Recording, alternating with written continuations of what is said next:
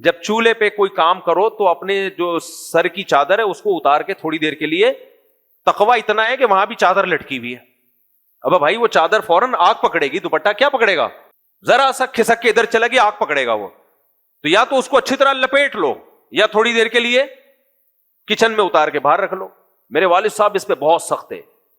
گھر کی مستورات، وہ کیونکہ پاکستان نیوی میں تھے نا تو فوجی لوگوں کے پھر بھی تھوڑا ڈسپلن ہوتا ہے ان کی زندگی میں، تو بہت خلاف تھے کہ کچن پہ کوئی کام کر رہا ہو اور